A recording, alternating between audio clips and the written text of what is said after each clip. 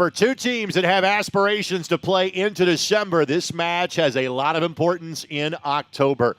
Those rankings that you see are not in the Crossroads League, but in the nation. Number 3, Marian. Number 6, Indiana Wesleyan, who are both an identical 6-0-1 in Crossroads League play with 2 matches left to go, face off with the regular season championship in the league on the line today. Thanks for joining us for Marian University Women's Soccer on the ISC Sports Network.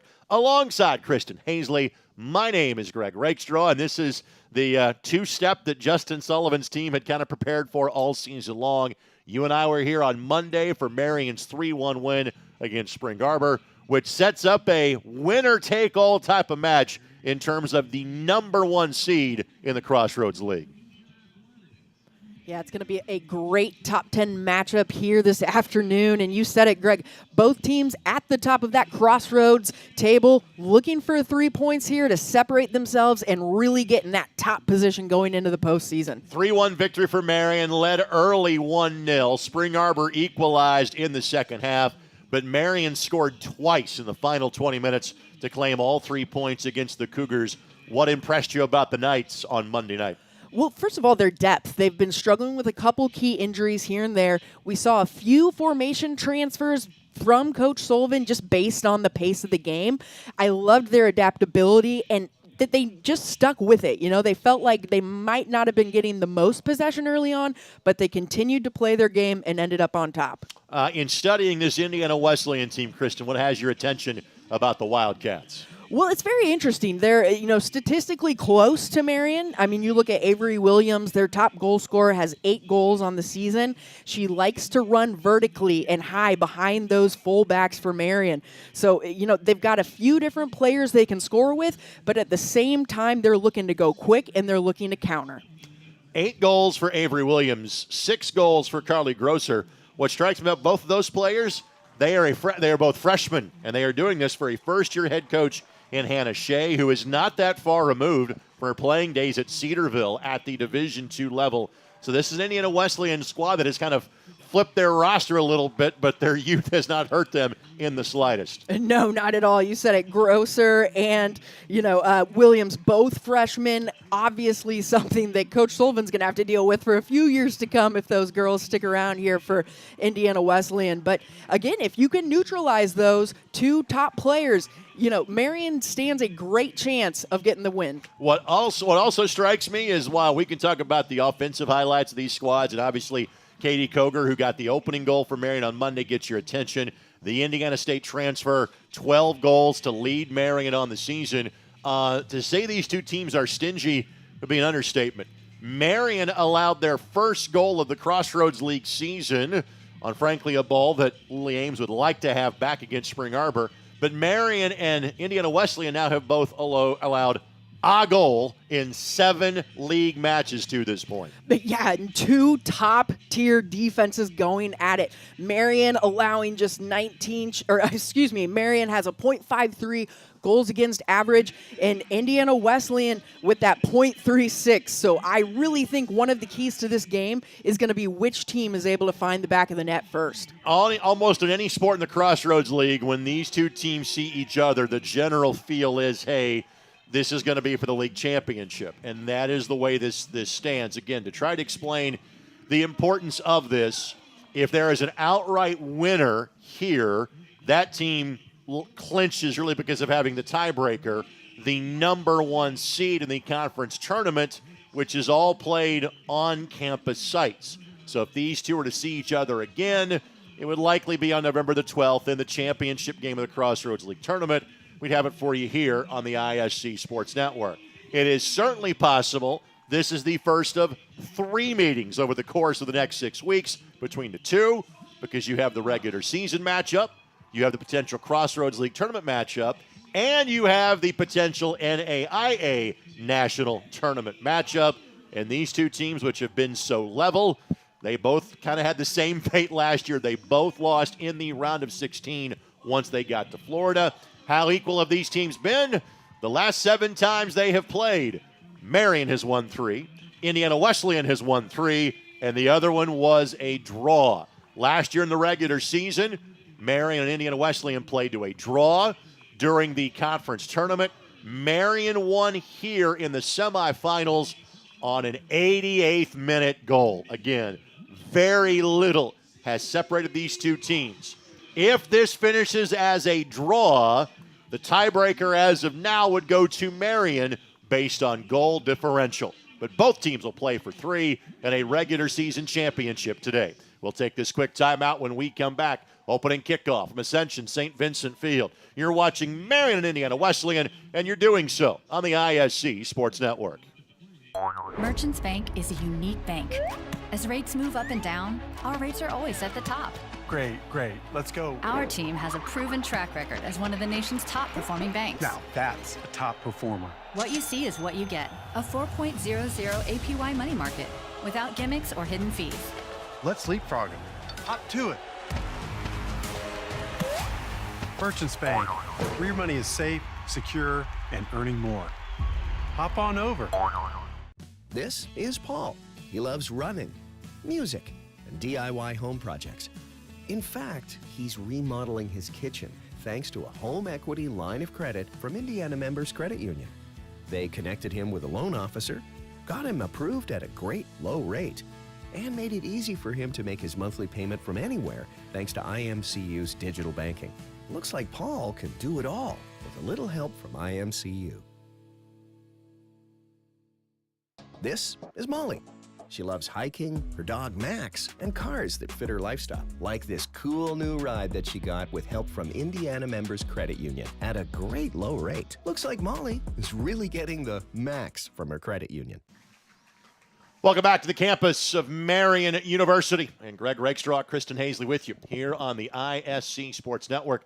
Kristen, final thoughts before this one goes live. I mean, you covered it very well, Greg. Both teams playing fantastic at this point in the season. Very equal footing. It's going to be one of those competitive chess matches, and it'll be fun to see how this plays out. Lily Ames in goal for Marian. She has allowed 8 goals in total on the season in 14 matches played. Doesn't face much in the way of traffic. 24 saves. Did make 3 in the win on Monday. Allowed her first goal of league play. 9 shots were taken in total by Spring Arbor. Avery Sluss is the starting netminder for Indiana Wesleyan. She has allowed 5 goals in 14 matches played. A little more traffic for Avery. She is a junior from Adrian, Michigan. She has 39 saves on the season. Again, Koger, the leading goal scorer, 12 goals and 5 assists as well. As I mentioned, Avery Williams, a freshman from Newark, Ohio, leading scorer for Indiana Wesleyan with 8 goals on the season. For Iowa, their lone loss came in a non-conference matchup. The team that was then ranked number 5 in the country, the University of Cumberland's out of Kentucky. Cumberland's is now rated number 9 in the nation. These two teams ranked number 3 and number 6. They are 2 of 5 nationally ranked teams in the Crossroads League that all check in at 17th or better. The latest polling was October the 15th. The next fresh batch of rankings due out this coming Wednesday. Temperatures in the 50s, really hardly any breeze at all. There's really no advantage in terms of which direction you are going, but it is Indiana Wesleyan that will move towards the north goal in half number 1. Thanks for spending part of your Saturday afternoon with us here on the ISC Sports Network. We expect this one to be great. And here we go from Indianapolis. Marian, the predominantly navy blue kits with the gold socks today. Indiana Wesleyan, the primarily red kits with the letters and numerals in gray. And it was a bit of an adjustment for Marian on Monday, playing without the ball for a good chunk of the first half.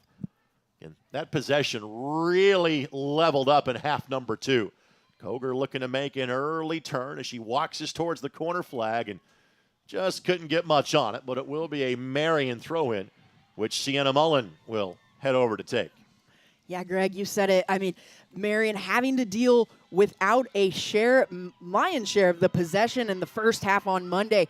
They were resilient. They went ahead and played some solid defense until they were able to get into that rhythm. And they seem to be off on a good front foot this afternoon. Wirt was really a target for Marian. She was instrumental in the second goal off the corner. It gave Marian the lead. Treadway had the put-away goal late for Marian. Lainey Harsheny. Again, Koger, who had the opening goal 80 seconds in. Frankly, I think Marian's kind of caught Spring Arbor napping in the first couple of minutes of that match on Monday. That snapped Cougars back to attention. And Marian, even though they were leading, were somewhat chasing the game for the next 30 minutes or so. Selma, senior from Mexico, could not track that down. Throw in coming for Indiana Wesleyan. Anna Pettit, who's used to wearing these colors. She's a Fisher's Tiger. She'll have the throw in here for IWU. Her high school gave one of the best high school soccer teams in the nation quite a battle last week in the sectional round.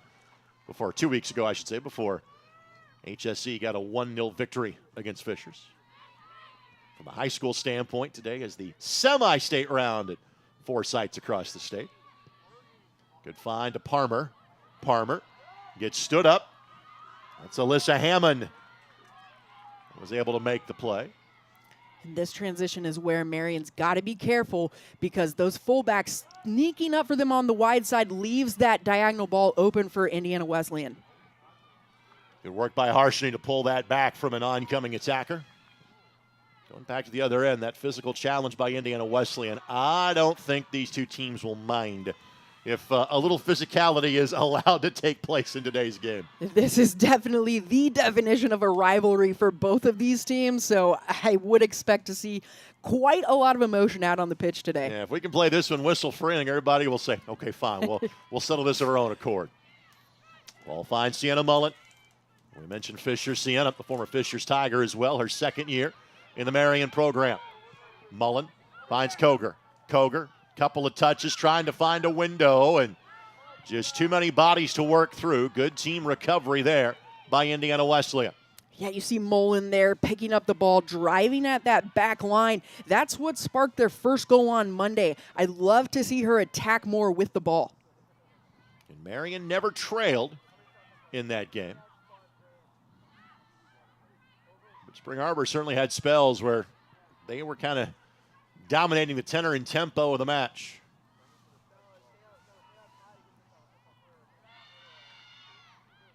Possession so far in favor of the Knights.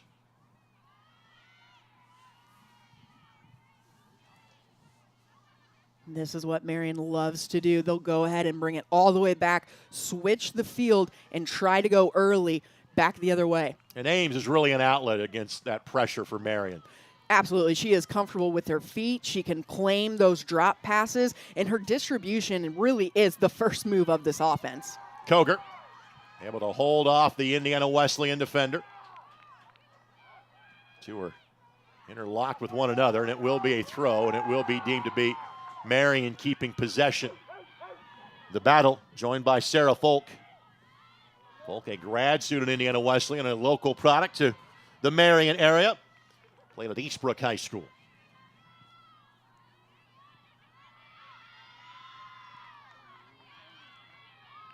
Ball knocked forward. Throw coming for Indiana Wesleyan. Last touch by Sammy King. Sammy was credited with the second goal off the ricochet from Taylor Wirt. And that'll be a foul as Selma beat the Indiana Wesleyan player to the point of the attack. So first free kick coming here for MU. Yeah, Selma does a nice job of going for the ball, attacks the ball, goes to it. That is the key. She's not trying to play the player. She's playing the ball. Run made by Wirt and just couldn't get to it. She was onside. If she had made contact, that would be allowed to have continued on. Wirt transfer from Mercer at the Division I level. And you'll see a handful of those on the Marian roster. Koger being of that group too. But Koger now has spent more time at Marian than she did playing in Terre Haute at Indiana State. Yeah, she's really one of their key players, especially up top. Obviously, leading goal scorer, but you see there what she can do for this team possession-wise. Good pressure by Harshini. Selma, always right place, right time, and usually the right touch as well. Through ball here. Parmer able to stay on side. And she's got one player going with her in Koger. Holds up play long enough to kind of recycle here for Marian. And as my partner alluded to, Marian has no problem going backwards to maintain possession. Yeah, that's a great decision there by King. Realizes she doesn't have the attacking numbers with her. That's fine. Drop to your midfield, even all the way back to your back line. Try another approach. And Parmer had just kind of broken off her run to try to reset. And with that, a harmless goal kick coming here for Indiana Wesleyan. This match is brought to us by AAA Roofing. When it rains, it pours, so trust the pros at AAA Roofing. That's who we call. Special thanks to AAA Roofing for their support of Marian Athletics.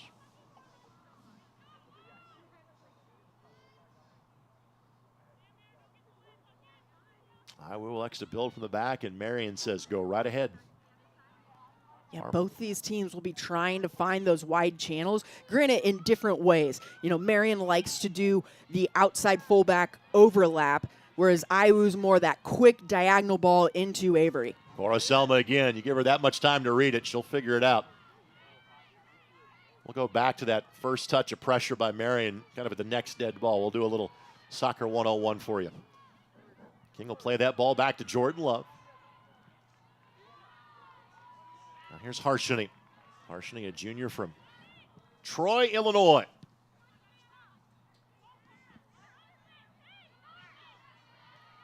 In possession being controlled by Marian, but nothing threatening out of it yet in the first 8 minutes.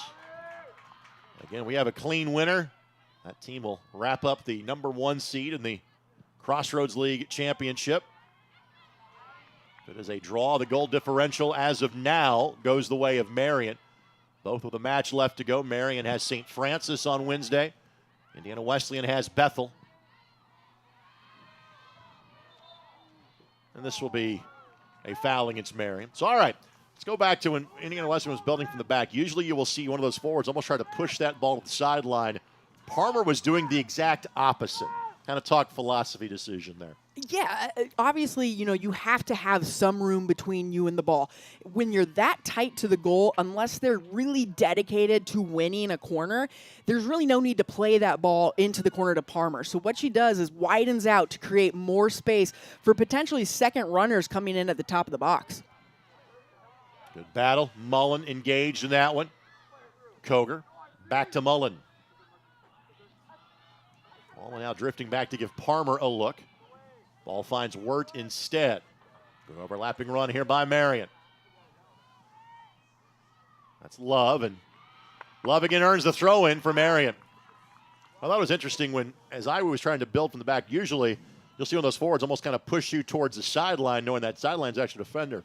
Parmer was saying, no, you take the middle of the field. We feel we got you covered up the middle. All right, and part of that is, you know, formation-wise, Marian obviously right now is dominating the possession in the midfield, but with Selma, oh, good look. They've got an extra player there to pick up the ball, so they're okay with playing it into the middle in that segment of the field.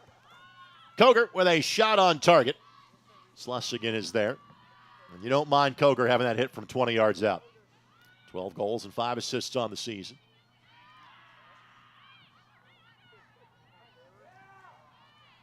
Wirt digs in. Marian winning those midfield battles so far. And Parmer able to switch directions quickly.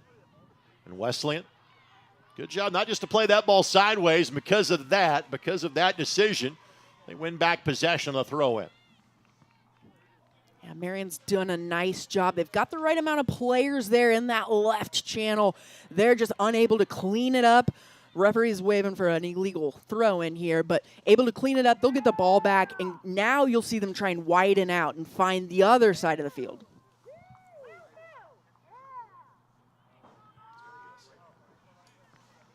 Let's thank our friends at BSN Sports. BSN is the preferred provider of apparel for Marian University Athletics. Thanks to our wonderful ISC Sports Network crew, Charlie Hammock, Vince Morales, Eldon Wheeler, Dalton Cox, Kyle Donlin, making sure our signal gets to you on this Saturday afternoon. We kind of backloaded our Marian schedule for a lot of home soccer matches in the month of October, and certainly glad we did. We'll be here for the men's match against St. Francis on Wednesday night. Brant McCoskey joins me for that one. 7 o'clock is the kickoff here at Ascension St. Vincent Field. You can listen to the audio broadcast of the Marian football game that's taking place at Olivet Nazarene right now by going to iscsportsnetwork.com. Available on YouTube as well. And that ball not on target. Ames watches it go by. First real traffic she has had of any sort around the 6. And it's a goal kick coming up for Marian. Yeah, Ames will want to be aware. She'll be seeing more of that throughout the game. Indiana Wesleyan will take those volume shots from about 18 to 22 yards out, and that's why they average a league best 24, I believe it's 24 shots per game. Midfield giveaway here, but Palmer couldn't time it out to do anything with it.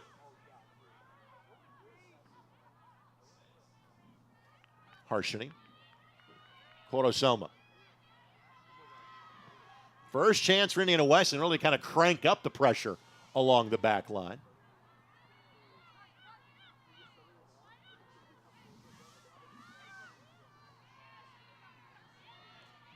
Palmer.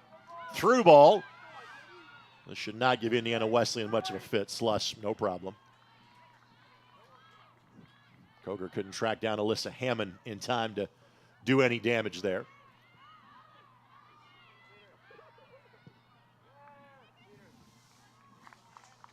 And that will be last touch by Indiana Wesleyan for a Marian throw. It's a nice job by Corosoma there in the midfield. She's just so precise with her tackles. She knows when to go, and she knows when she goes, if she gets beat, she might be in trouble. So really one of the smarter players, not only offensively, but defensively in that holding midfield spot. All the way back to Ames. And Ames' clearance left a little something to be desired. And a throw-in coming here for Indiana Wesleyan.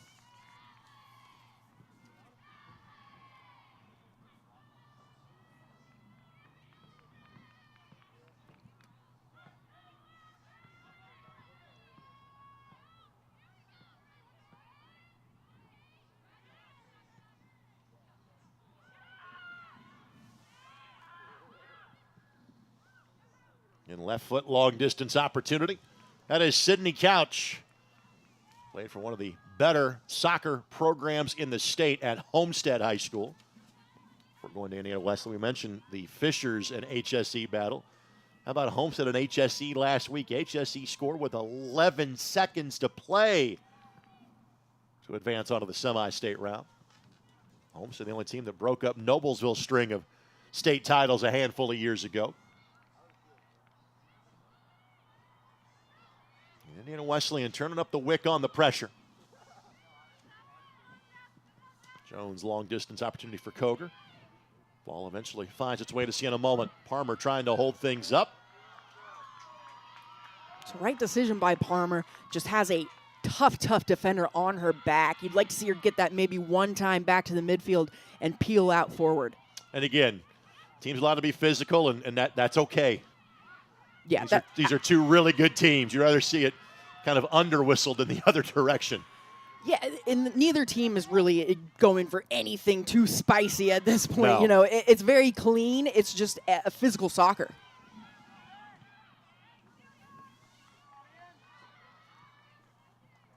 Opportunity here at the edge of the 18, but window is quickly closed by Marian. And as advertised, Indiana Wesleyan doesn't let the ball stay on their foot long around the 18. They're going to let fire and see what happens. Maybe pick up some loose change if given the opportunity.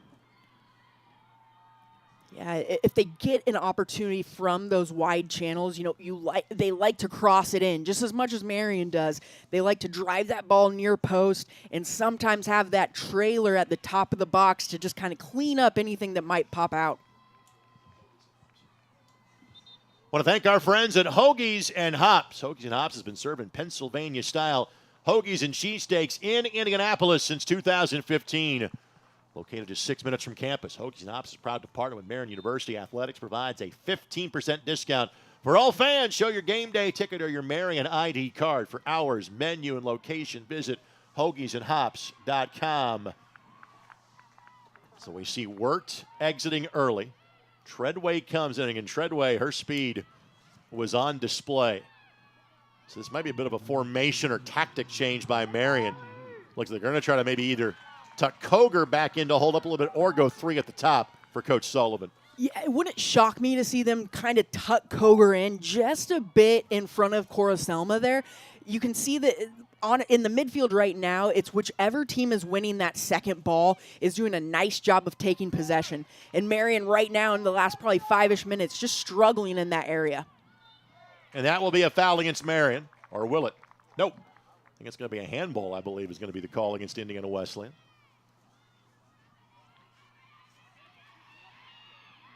Good speed to dig in there by Marian.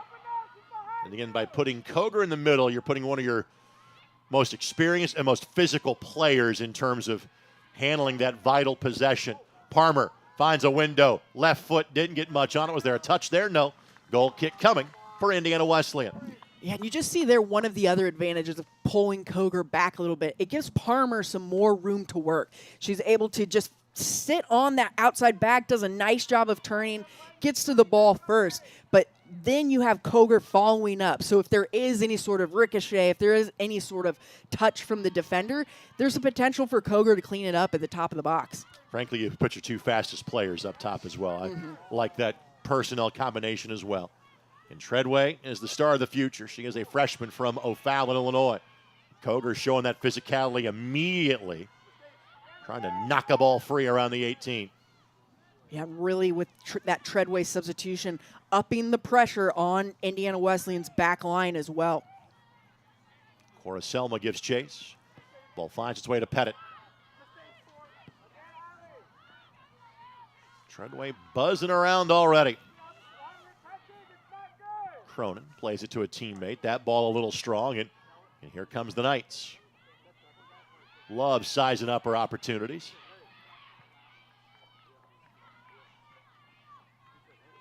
Good combination work by Marian. Let's see, though, if anything comes of it. It is not hard to see why these two teams have allowed odd goal in league play so far. Exceedingly organized. Very organized, both sides. A little bit of a difference stylistically defending. Sure. You look at Marian, and they're more of that high counter press. They like that back line to squeeze in tight. But what that leaves them open to is those fullbacks, whether it's Sammy King on the left, Cece Kostick on the right. They rotate very, very often as well. Like you just saw Jordan Love up in the attack. So what that leaves them open to is a bit of a quick counterattack. And we've seen Indiana Wesleyan try to do it once or twice. Just nothing on frame quite dangerous yet. Parmer was in an offside position when that ball was played to her. Hence the reason for the flag to go up. So 20 minutes in, both teams with 2 shots, just 1 shot on goal. That belongs to Marian. Offside flag has gone up 1 time per side as well.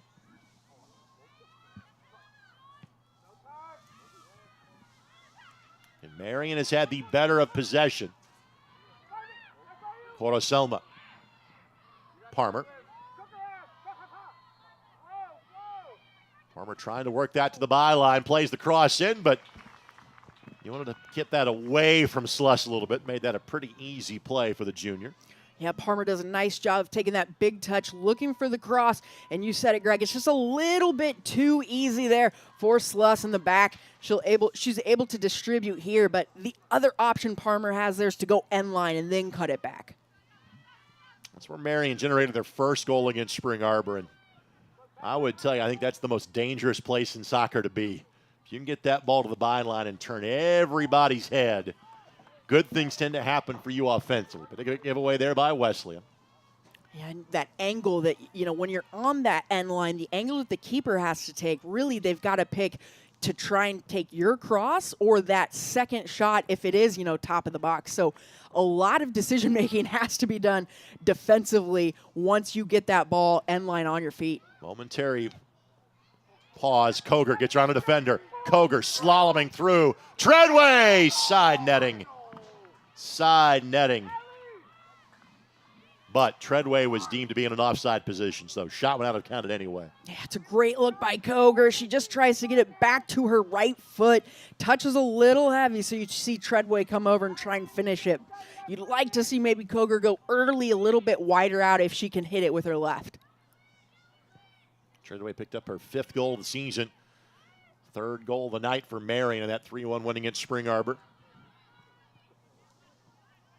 And we'll update you on other scores from around the league and standings at halftime, but to be blunt, no other score has an impact on this game, with this being for the regular season championship if we have a clean winner.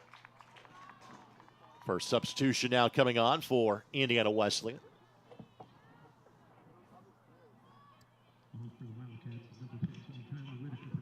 Tyler Whitaker will come on, and I guarantee you Tyler's got some friends and family here. Former New Pal Dragon, freshman at Indiana Wesleyan. Ball in a dangerous spot. Nobody there for Iowa to do any damage with it. Opportunity here again all the way through. Nobody there. Indiana Wesleyan applies pressure, and Marian does a good job of shepherding that one out, and it will be a goal kick. And again, you see as soon as that opportunity is open, Indiana Wesleyan is looking for that early diagonal ball to Williams. That one a little bit in the middle. We could have potentially seen Ames come out and clean that up. Obviously, it passes, no harm, no foul, but that's that quick early ball they're looking for.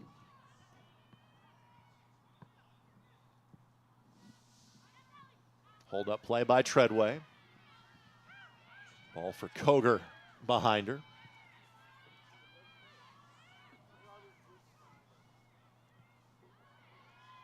Good work by Indiana Wesleyan. Throw-in coming here for the Wildcats. And you see Koger pulling back into that defensive spot. Even Wirt pulling back in to be on that Indiana Wesleyan attacker there. You'd like to potentially, and you'll see her widen out now, but a good help there. Again, it just limits your options on the counterattack if it's just Parmer up there alone.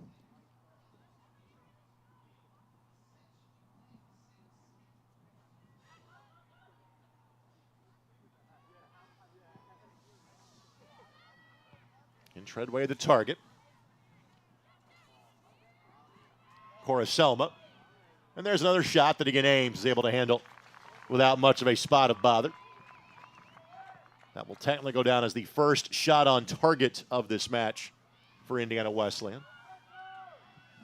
Ames is probably going to have a little more work than she's used to in these conference matchups today. She's just got to focus, stay sharp, and make sure she's able to do the things that she knows how to do.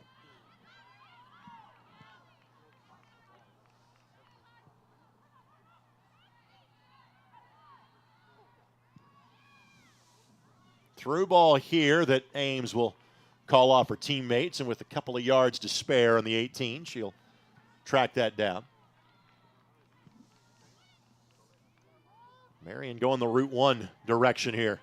Parmer has 2 defenders around her, avoids both of them, and just kind of played that to an open spot. Great job to dig in and track that back. Treadway beats the first defender and then keeps it in play. Now Mullen joins the fray. Cross. Got through but didn't find a teammate. Beautiful spell of possession there. Not panicking when they're close to the 18. Able to bring it back out to Mullen, and is so skilled at going that end line there. Treadway couldn't maintain possession. Harshini digs in. King knocks it forward.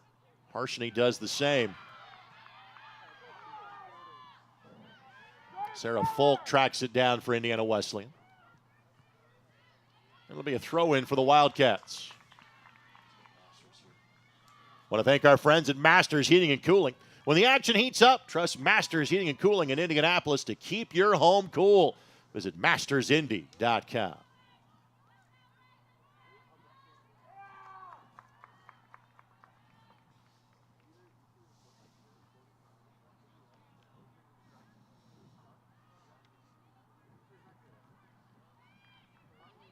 "26 minutes in, and not much has been accomplished just yet because these teams are so virtually even.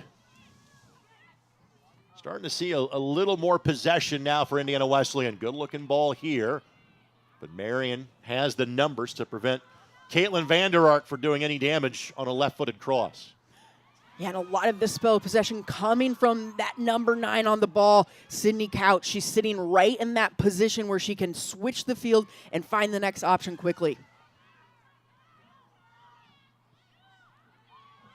There's Pettit.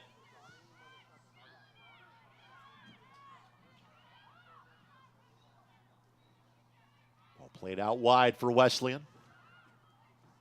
Nobody there to make that overlapping run, though. CC Kostick, the left back for Marian, able to track that down. Kostick, a sophomore from Andover, Minnesota. Now a little space at the back for Marian if they can do something with it. But again, they elect to kind of pause for possession, which simultaneously allows Indiana Wesleyan to kind of reset their numbers at the back.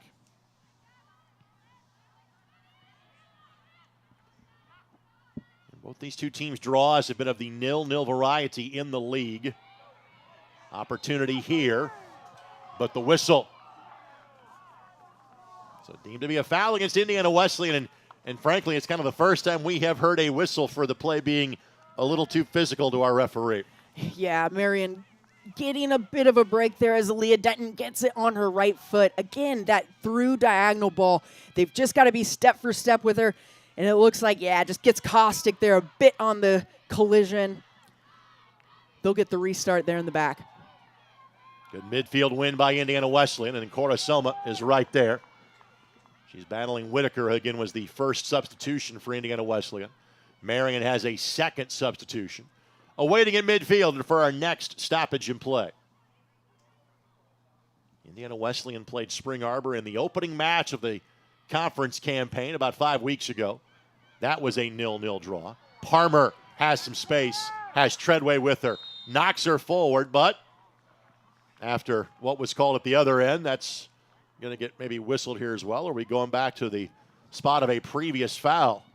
I think that's going to be the case. Yeah, it looks like they get Going to be Cronin, I believe. Cronin, yeah. It's not, again, nothing here is chippy or dirty at this point. It's just good physical soccer. Restarts could be key here, though. This is the first one we've really kind of seen in a dangerous position for Marian. What do they try and do with this? You know, only one free kick, not even a corner kick in this first half. Very unusual for the Knights. 3 assists for Jones on the season. Sends this one in. Knocked around. Parmer has a hit, but sprays it wide. That is just a great ball by Kylie Jones there. I tell you what, it just nice, floated over the wall. She finds that spot. It's driven. Yeah, just finds that perfect penalty spot there. Unfortunately, no Marian Knights there to get ahead on it, but Parmer does a nice job on that rebound, and that's why you keep someone like Parmer or Koger at about that 18, 20-yard mark. Parmer done for the half. They'll sub her out. Indiana Wesleyan bringing in at least one new face and maybe two. Carly Grosser will come on for the first time. We mentioned her earlier. Freshman from Cincinnati, from Roger Bacon High School, who we had on the ISC Sports Network, and their football team came up and played Danville a couple of weeks ago.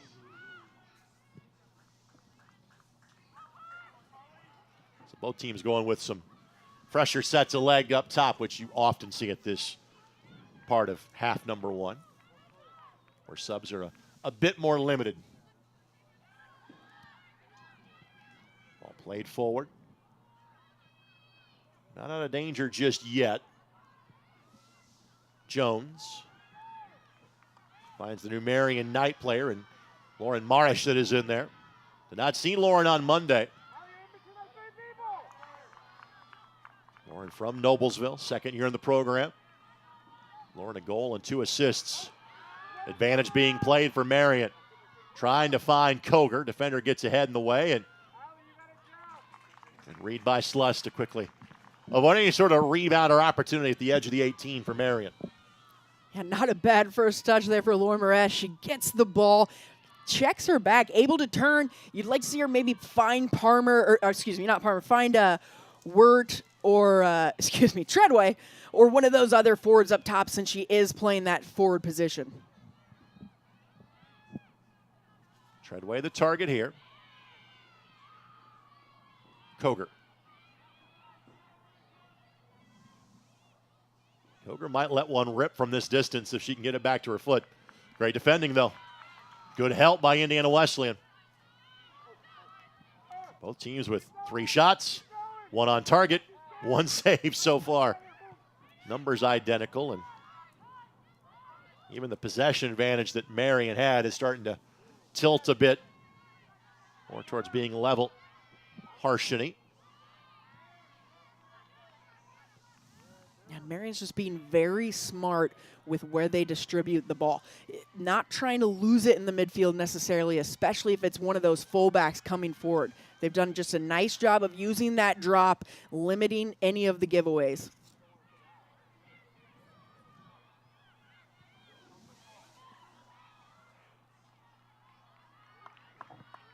Opportunity started to blossom there for Wesleyan at the edge of the 18, but final pass just a bit strong.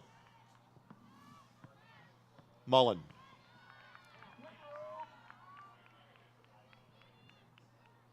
She and Pettit, former high school teammates, so they knew each other quite well on that collision. That happens a lot in this league where you see some familiar faces. Very strong on the ball there by Mullen, because that's a great challenge. Friendly before the match and after, not during. Kostick steers that one across the byline for another goal kick. I want to thank our friends at Michaelis, from ground up building projects to around the clock emergency security services. No one answers your prayers or the phones quicker than our friends at Michaelis. Call 1-844-FIX-INDY. Again, both these teams will play on Wednesday, and then they'll have a week off before the conference tournament starts. Seeds 1 through 4 get to host the quarters. Top-seeded winners of those games, in theory, seeds 1 and 2 host the semis. Championship game, remember, the 12th, and then you've got anywhere from an 8 to a 10-day turnaround to the NAIA Regional. Both these teams clearly in line to host one of those. That's at 16 sites. Not enough in it. And again, by the standard that we played by today, I would agree with that. Yeah, it's not a bad no call there. And if you're Marian, Morash gets a little bit of a tackle there. You're not too disappointed about giving it up in that position. Plenty of time to rotate back and get into a good shape. Great read by Kostick. And then Kostick, that is a foul, and that by far the most physical challenge we have seen in this game. Yeah, she's down just a bit of a hip check there. Took her legs out from under her, but a good win, like you mentioned, by CC Kostick there. Yeah, I think the player's still going for the ball there, trying to win it, but yeah, you got to be careful. That's, we were talking earlier about Cora Selma. That's what she's so good at, is winning those tackles without creating the contact. To be honest with you, that's the first kind of mistimed challenge from either side in today, and we're 35 minutes in. Agreed. The defense has been that spot on perfect, going in both directions.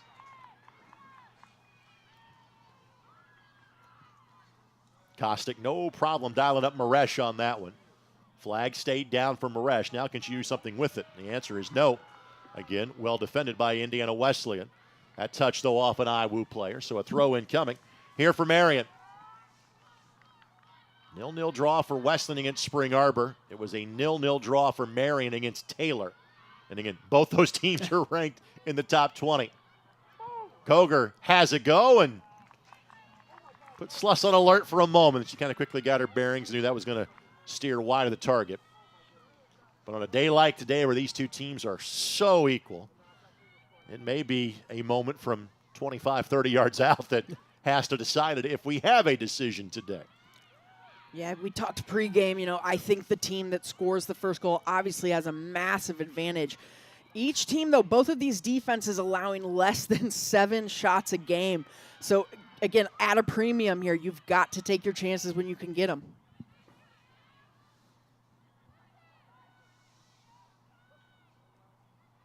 Good win. Ball knocked forward. You got 2v3 at the back. Maresh and Treadway. Treadway never got to her, and that will be a whistle against Indiana Wesleyan. And going to be a push in the back. That's what's being said. It's not a throw. It's a free kick from right along the touchline. Yeah, that's just a foul you can't give up. You've already won the ball. You're about to get a throw in. Just let it run. So again, Jones will be asked to redirect this one on frame again. As you can see, Marian giving plenty of space to their players to make a run to get on this one. Sluss ends up having to punch that one away, and from that spot, a corner is not a bad result for Marian. No, not at all. You'd love to get a corner here. Celeste, though, surprised me. I thought she was a bit high out, and that's why she had to punch it, I think, is she was hoping to win it with her hands, but you see that almost gets quite over her. A good punch, though, that's what you want to do as a keeper. Ideally, though, you don't give up the corner. And Jones does have 3 assists on the season. Selma wants the ball inside the 6 and gets it, and didn't get a whistle there, but that was a push. Now again, we all know there's a bit of a different standard inside of the 18 than outside of it. Koger again has a hit, and Cora Selma is going to be lobbying for, saying, "Hey, I didn't go to the ground of my own accord there. Let's take a look." Yeah, she's very crafty. If there's any contact, hard to tell from that angle. There could have been a push in the back. At the same time, Cora Selma is such a classy technical player that if she feels anything in the back, she's probably going to go down in that position. To be honest with you, if you're going to get a whistle in the box, it's going to be from somebody kind of hitting a shin, hitting a leg, usually more so than a push in the back. And the other thing to add to that, too, is you talk about the team that has the first goal has the best chance to win. I'm not sure there's more than one in this match. And you would hate for it to be decided on a point to the spot in either direction. Completely. You're going to try to avoid that if you can. Yep, 100%. So we play on. Koger. Good job at digging in. Works her way around 3 defenders. It was the 4th that finally slowed her down. This is Grosser. Good read by Treadway, and then Treadway flying past Pettit, and Treadway's wise beyond her years. Treadway's only a freshman, and she felt just that immediate tug from Pettit. Treadway was not going to get there. She goes down, draws the flag, restart coming for Marian. Yeah, does a nice job of just reading that passing line and, gets a little contact on the arm, and then it looks like the feet get tangled up, but it gives Kylie Jones another great opportunity on the restart here from a dangerous position. Marian keeps giving themselves chances on set pieces on corners. That usually pays off eventually. Treadway couldn't get to it. I thought that was off a defender. That might have been off Treadway. Either way, Sluss had to react. Let's take a look. I think Treadway got the touch, but I thought she might have been offsides. They keep the even hard to tell there. It looked like Treadway put a foot out. Had to be off of her knee. Yeah. Had to be. Yeah, a good ball, a good deflection. A great run and well-timed by Marian. And then Koger draws contact. So Marian's starting to kind of win more of those 50-50 balls to draw those whistles against Indiana Wesleyan. Yeah, a lot more whistles in this second half of the first half, and you can see they're going the advantage of Marian, and part of that is they're attacking quicker. They're not quite rotating as much, but they're able to find the wide. Mullen plays that ball towards the middle. Koger again has a hit, but wasn't going to get through there. Oh, take it end line. You and I are of the same idea. That's exactly what Mullen is trying to do. Does get around her defender, but can't get back to it before it crosses the byline. Goal kick for Indiana Wesleyan. Yeah, and Mullen is, at 5'8", she is strong on the ball. You see those legs, she can just muscle off, and that's why anytime I see her get it, she's got the speed, she's got the strength. She is great at getting to that end line and playing across. Again, folks, let's remember this is number 3 versus number 6 in the country.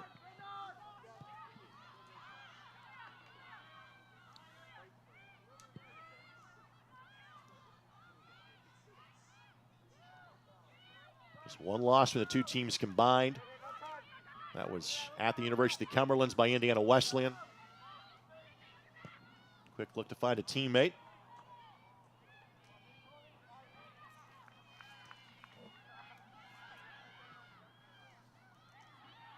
Good build here by Indiana Wesleyan. Couch trying to work her way through, but again, thought that Tiemann would kind of join her in the attack, and Tiemann is kind of flattened out, nothing doing. Right, that's kind of the downside of going a spell without possession. You kind of miss that connectivity. It takes your brain a second to remember where the best position is. And you see the substitute, Jada Swanson, now at that top position, really stretching the Marian defenders to find the right ball out. That was worth a risk by Wesleyan to try to make a play on that flat ball. When you don't get it, it leaves space open, and here comes Maresh.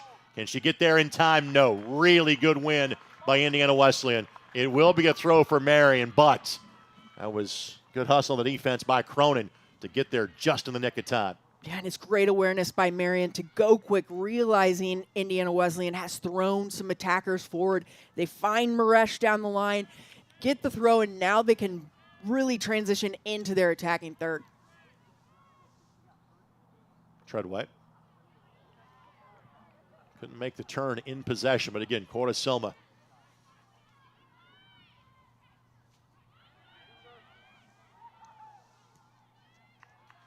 Song remains the same. Marian can't find a breakthrough. Had the better of the possession, the better of the chances. But again, these two teams have allowed a whopping 2 goals combined in Crossroads League play, one apiece. Koger has Mullen to her right. Looks to go backwards to Harshini.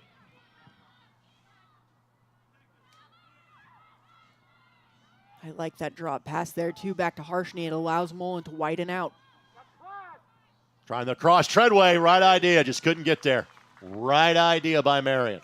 And Treadway only at 5'1", but she does a great job of bodying up to some of those defenders and finding the open space as she does right there, just unable to get a touch on it. Koger and Cora Silma are a tough duo to get the ball off of in midfield. Yeah, that's, again, one of the advantages of moving Koger into that attacking, kind of holding, attacking midfielder. The downside of that is, she's not in your instantaneous counterattack. Depending where she's at defensively and how much possession Indiana Wesleyan has, you kind of take her away from that immediate counterattack. Approaching a minute left to go before halftime. Treadway. Coming up at halftime, we'll talk about tactics, stats, first half highlights. Again, we'll kind of look around the league. We'll try to set the bracket for you. We're on match day number 8 of 9 in the Crossroads League. And everybody plays again on Wednesday, and then it's a week off for the conference tournament. Treadway the target. Mullen couldn't complete the pass. Quickly hustling back was Sammy King. And Sammy King getting some extended minutes this afternoon. Treadway trying to round a player. Can she get a cross away? It will be a corner. Sluss probably had that lined up, but the defender can't take that chance there. And again, Marian has to go now on the quick. You'll start to hear Mark Erdosi pretty soon, counting down the seconds before halftime. Short corner by Marian, knowing time is of the essence. Maresh's ball doesn't do much with it. Swept back to midfield. And taking no chances is Mullen just knocking it sideways, and more or less that will do it for half number 1. Offensive explosion, no, but defense is absolutely solid going in both directions. And through 45 minutes, it's 0-0 in the fight for the regular season conference championship between Indiana Wesleyan and Marian. We'll take this quick timeout. Halftime coverage comes your way next as you're watching on the ISC Sports Network. Merchants Bank is a unique bank. As rates move up and down, our rates are always at the top. Great. Let's go. Our team has a proven track record as one of the nation's top performing banks. Now, that's a top performer. What you see is what you get. A 4.00 APY money market without gimmicks or hidden fees. Let's leapfrog him. Hop to it. Merchants Bank, where your money is safe, secure, and earning more. Hop on over. This is Paul. He loves running, music, and DIY home projects. In fact, he's remodeling his kitchen thanks to a home equity line of credit from Indiana Members Credit Union. They connected him with a loan officer, got him approved at a great low rate, and made it easy for him to make his monthly payment from anywhere thanks to IMCU's digital banking. Looks like Paul can do it all with a little help from IMCU. This is Molly. She loves hiking, her dog Max, and cars that fit her lifestyle, like this cool new ride that she got with help from Indiana Members Credit Union at a great low rate. Looks like Molly is really getting the max from her credit union. Still waiting? You could have been seen by an orthopedic specialist at Ortho Indy Urgent Care. Avoid the wait, cost, and drama of the ER. Ortho Indy Urgent Care. Orthopedic care without the drama. Find a location near you. Does your school offer high-quality education? Does it offer virtual or hybrid options? Marian University Preparatory School educates students in a safe, faith-based environment focused on college and career exploration. Here at Marian University Preparatory School, we empower parents and help students to master what they love and learn as they live. We are now enrolling students in grades 6 through 9 this fall. Full financial aid packages are still available. Act now to make MU Prep your school for 2022. This one has been every bit as good as advertised. Again, sometimes 0-0. You think there's not much been going on. That's not the case. Not a lot of shots on target 3, but again, it's been a midfield battle. And again, it is easy to see, Kristen, why each of these two teams are ranked in the top 10 in the NAIA. Yeah, not a lot separating these two teams, that's for sure. Both sides looking really strong defensively. Again, that battle for possession in the midfield is what that first half kind of came down to, and Marian gets a little bit more of it and able to create a few more chances. 7 shots to 3 in favor of Marian. In terms of shots on target, 2-1 in favor of Marian. 8 fouls against Indiana Wesleyan, 1 for Marian. Maybe 1 worthy of a yellow, maybe 1 where you could go maybe a penalty, but again, I think the right decision was made. Marian's had 2 corners. The offside flag has gone up twice against Marian, once against Indiana Wesleyan. If you are Justin Sullivan, what is your message and anything you are thinking about doing differently tactically in half number 1? Yeah, I mean, obviously a positive first half. Your defense played well. I was impressed with how they were able to get some outside backs forward and still rotate in to keep that 4-back line strong. You know, tactically, I think you're just trying to create more of those 2v1s that you're looking for out wide. If you're able to get that going and beat the Indiana Wesleyan back line to that corner, you're going to be able to find Koger and Treadway and Palmer in that box for potentially the game-winning goal. On the flip side, if you're Hannah Shea, what is your message to your team? Again, 0-0 on the road. You feel pretty good about that. Yeah, again, you know you're coming in number 3 team in the nation you're facing. And again, you're proud of your defense. They gave up a few shots, but Avery Celeste up to the job. I think for Coach here, you definitely want to try and control the midfield a little bit more. They want to find the box entry that's diagonal, and if it's too long, they can find that cross, but they're typically trying to find that efficient forward there. Avery Williams up top with that diagonal ball at goal. Let's walk you through the table in terms of the Crossroads League. Again, Marian and IWU 6-0-1. That translates to 19 points. Grace sits in 3rd at 15 points. Taylor and Spring Arbor are tied for 4th at 13. Again, that's an important delineation because 4 would host 5 in the quarterfinals 10 or so days from now. Bethel is currently in 6th on 9 points. Huntington and Mount Vernon Nazarene, the last 2 spots, they are both 2 and 5, sitting on 6 points. St. Francis, whom Marian plays on Wednesday, is currently out of the conference tournament, as is Goshen. The Maple Leafs are 0-7 in terms of league play. In terms of other league matches, this is the early flyer of the day. This is the only match that is going on currently. Elsewhere at 3, Grace will play Mount Vernon Nazarene. Taylor is at Huntington at 5. Spring Arbor is at Bethel at 6. And the two teams currently outside of the tournament picture, St. Francis and Goshen, play each other. That match today is at 7 o'clock again. Everybody plays again on Wednesday, and it is a week off. I think in Indiana, Wesleyan, and Marian know, hey, you're hosting likely the first 2 rounds. This match decide who hosts a potential championship game. The tiebreaker as of now goes to Marian, but both teams are looking to win it in half number 2. 0-0 through 45. We'll take this quick timeout. First half highlights come your way next as you're watching Marian women's soccer on the ISC Sports Network. Merchants Bank is a unique bank. As rates move up and down, our rates are always at the top. Great.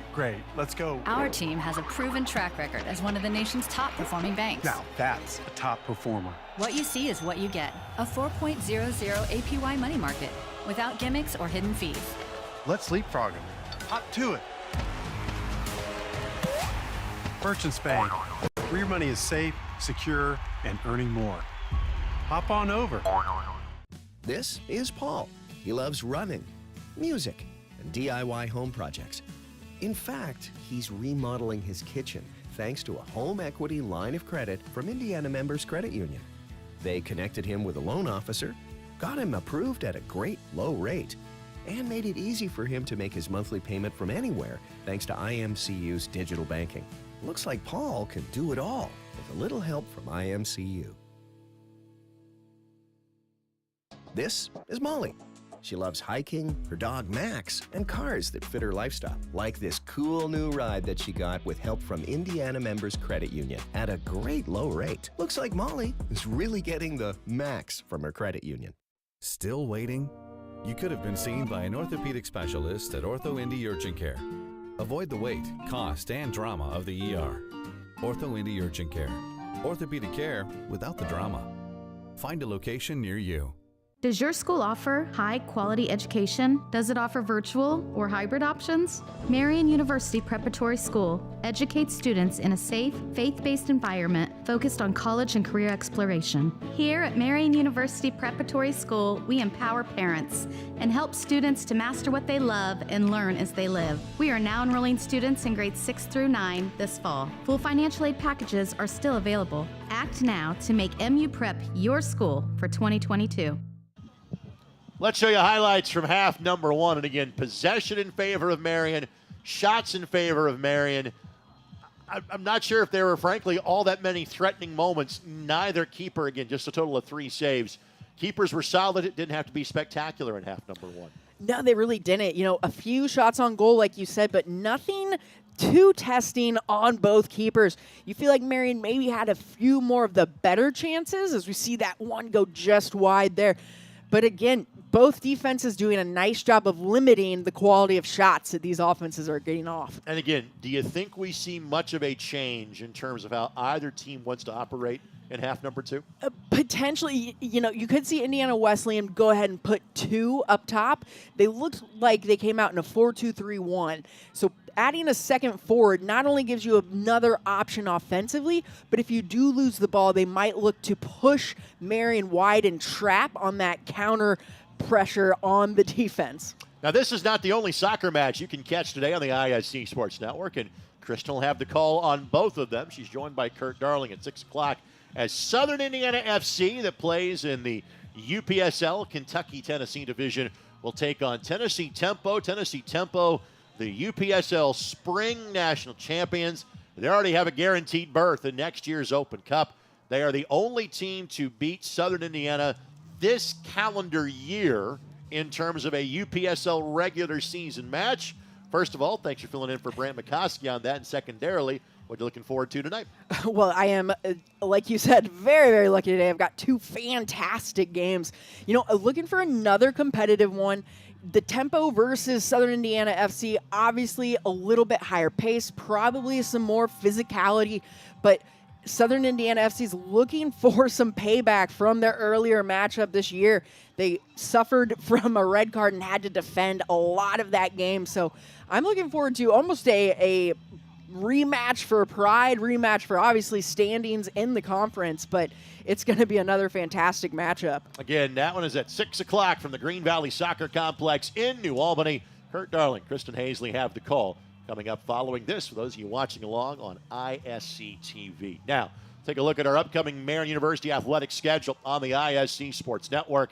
We'll have men's soccer here against St. Francis regular season finale. A lot of seeding will be on the line in that game. That is a 7 o'clock kickoff on Wednesday. Then on Saturday, it is Marian University football as they take on St. Francis of Joliet, Illinois. That kickoff is at 1 o'clock. And then again, our November calendar in terms of Marian is going to be determined by exactly how many conference tournament matches will the Knights host. Is it going to be one in volleyball? Could it be more? Is it going to be 1, 2, or 3 in men's or women's soccer? And then, of course, you start to get into football postseason, basketball regular season. Simply put, we will be here a lot in the month of November, and we are thrilled that that is the case. But as it feels like November outside today, and frankly, these are two teams that could play into December. Here it is 0-0, and what is the de facto regular season conference championship game in the Crossroads League. We'll take this 2-minute timeout. We'll come back with second half action next as you're watching Marian University women's soccer on the ISC Sports Network. Merchants Bank is a unique bank. As rates move up and down, our rates are always at the top. Great, great. Let's go. Our team has a proven track record as one of the nation's top performing banks. Now, that's a top performer. What you see is what you get. A 4.00 APY money market without gimmicks or hidden fees. Let's leapfrog him. Hop to it. Merchants Bank, where your money is safe, secure, and earning more. Hop on over. This is Paul. He loves running, music, and DIY home projects.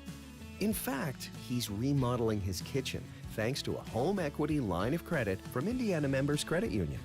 They connected him with a loan officer, got him approved at a great low rate, and made it easy for him to make his monthly payment from anywhere thanks to IMCU's digital banking. Looks like Paul can do it all with a little help from IMCU.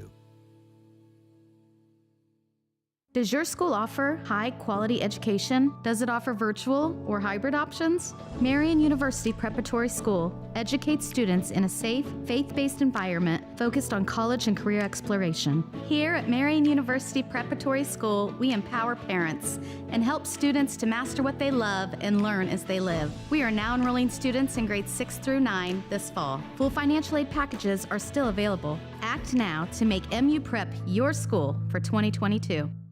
This is Molly. She loves hiking, her dog Max, and cars that fit her lifestyle, like this cool new ride that she got with help from Indiana Members Credit Union at a great low rate. Looks like Molly is really getting the max from her credit union. Still waiting? You could have been seen by an orthopedic specialist at Ortho Indy Urgent Care. Avoid the wait, cost, and drama of the ER. Ortho Indy Urgent Care. Orthopedic care without the drama. Find a location near you. As always, thank you so much to our ISC Sports Network crew. Thank you, Vince Morales. Thank you, Charlie Hammock. Thanks to Dalton Cox, Eldon Wheeler, Kyle Donlin. On this Saturday afternoon, again, Marian and Indiana Wesleyan. Both teams unbeaten in conference play. Marian unbeaten on the season in total, 14-0-1. Indiana Wesleyan once defeated at 12-1-1. Remember, it was 3 years ago that Marian and Spring Arbor played for the national championship. And again, I think that is possible amongst Crossroads League schools again. Updated polls will come out on Wednesday. But in the latest NAIA Top 25, Marian is 3, and they had 2 first-place votes. Indiana Wesleyan 6th, Spring Arbor 13th, Taylor 16th, and Grace 17th. 40 teams make the NAIA postseason field. 16 teams get to host. Seeds 1 through 8 get 2 teams sent to them, and those 2 would play on Thursday, and then winner gets to play said host school on Saturday. And if you simply went by the rankings, both of these two teams would be in line to do that. For the teams that are seeded 9 through 16, they just simply have to play one game at home. And then we see 16 teams advance on to Florida for the national tournament. To win it, you got to have 4 wins in 8 days. Monday, December 1st through Monday, December the 8th. What do you expect to see here in the opening moments of this second half, Kristen? I think we're going to go right back into sort of that battle for possession in the midfield. You know, I think it's still going to come down to who scores the first goal, who's able to find the back of the net. I also think set pieces could play a big part of it. We didn't see very many at all from Indiana Wesleyan. That could be a factor in the second half.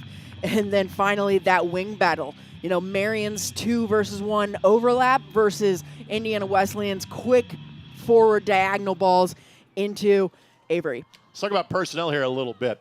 Wirt was subbed out early to get Treadway in the game. Wirt comes back to start the half. Treadway stays. It is Palmer that will stay on the bench to start half number 2 as Marian kind of rotates through some pieces up top. Marian used just 2 subs, and basically their midfielders and defenders remained unchanged the entirety of the first half. How about that ball to find Treadway? Love sizing up their options on the left side. Kostick. Still no changes in that back line or midfield. You know, sometimes we would see Aaron Kelly and Sammy King rotating on that outside position, but Aaron Kelly out with an injury this afternoon. That's a good point to bring that up. Bit of an ankle issue from Monday's match. The surrounded defender. Able to get a cross away just yet is Mullen. Mullen trying to get that ball to the byline, and good job to be stood up by our old high school teammate in Pettit. Great job by Pettit not to give up the corner kick there. Koger trying to cut it back. She elects to try to play it through and not just settle for the corner, but that's where we end up anyway after 70 seconds. Yeah, well done by Koger. She stays with that ball with 2 Indiana Wesleyan defenders, realizes she's not going to get the cross off, goes for the second best thing and wins a corner. So it's Jones, third corner of the match here for Marian. Not a lot of traffic in and around the 18, although 2 players now tucked inside the 6. You see Indiana Wesleyan using a bit of a zone defense with maybe 1 or 2 man marking. Selma now will try to change the math. She'll come out short to give an option, which is exactly how Marian plays it. Selma's ball does deflect off a defender, and back to the corner flag we go. Yeah, you'll see Marian use a lot of those short corners. They'll vary it up a bit. And, you know, you mentioned pregame, potentially playing this team 3 times in the next, month or so. So trying to keep a few of those wrinkles hidden. And that ball goes directly at the keeper. Sluss able to make that. Again, at some point, you kind of get to a business decision kind of equation of this matching. All right, let's just, we'll shake hands on this one. We'll see in about 2 weeks or so. Some things you may kind of keep in your back pocket. And obviously, 1 goal changes the dynamics, changes the tactics, changes everything. And we're just seeing both of these teams possess the ball so well that it's really difficult to depossess them and try and force them into different shapes. Good read by Mullen. 3v4. Mullen now flattens the numbers out, 3v3. Nobody stopping the ball. She's going to keep going. Now slides it to Treadway. Treadway slush. Basic, and again, that's a great reaction, but one hands it to knock it sideways. Yeah, an excellent reaction save by Avery Sluss. Brilliant decision by Mullen here. Finds her on the outside. Treadway puts a nice shot on goal, but Sluss just palms it away. Well, that's clearly the moment of the match so far. Best look on target for either side, best goalkeeper reaction by either side. Yeah, and again, it starts with Mullen carrying the ball, right? We've seen her have success through that a couple times just even this week when she gets the ball, attacking with speed, slicing through that midfield.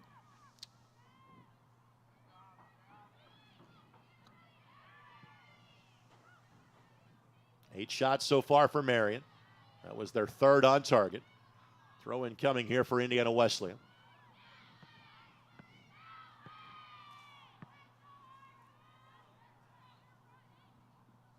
And if these two teams play to a draw, then the tiebreaker comes down to goal differential. In terms of all league matches. Right now, that's in favor of Marian. But frankly, both these teams want to win and decide it today. Yeah, this would be a massive win for the Knights, especially going into that postseason play. You're just going to continue to see teams of higher and higher caliber, and this is just a great test this afternoon. And again, you play a great schedule in this league, and both these teams play a great schedule out of the league because, these are teams that are used to competing for national championships, and we say that about multiple teams at each of these institutions.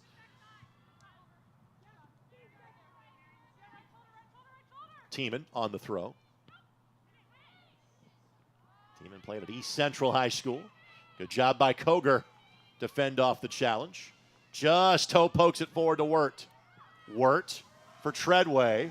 Treadway trying to use those wheels. Good job by Cronin just to slow her up. Love. Throw in. Nice job by Marian to keep the possession of it.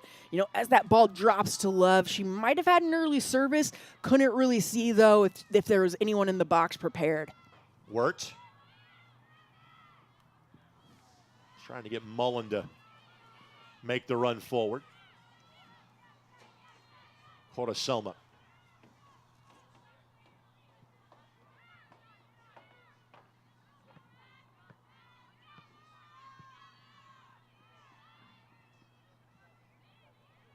Mullen. King quickly finds Love, the former Warsaw Tiger.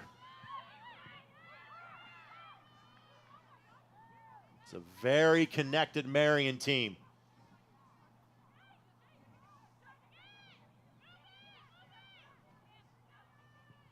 Good find. Treadway's on. Treadway on the cross. Right idea, just couldn't get Wirt in the right position.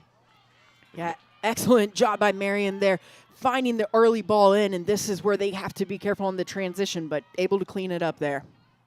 Having number 4 on your side allows you to play with the numbers a little bit because you feel she's going to win the battle when it comes to feet versus feet every time. Yeah, and honestly, what that allows to happen is the positioning that you see Jordan Love playing in right now on that outside. She's almost always 15 to 20 yards forward above that back line. Good takeaway in the midfield by Wesleyan. Something could come from this, but possession short-lived.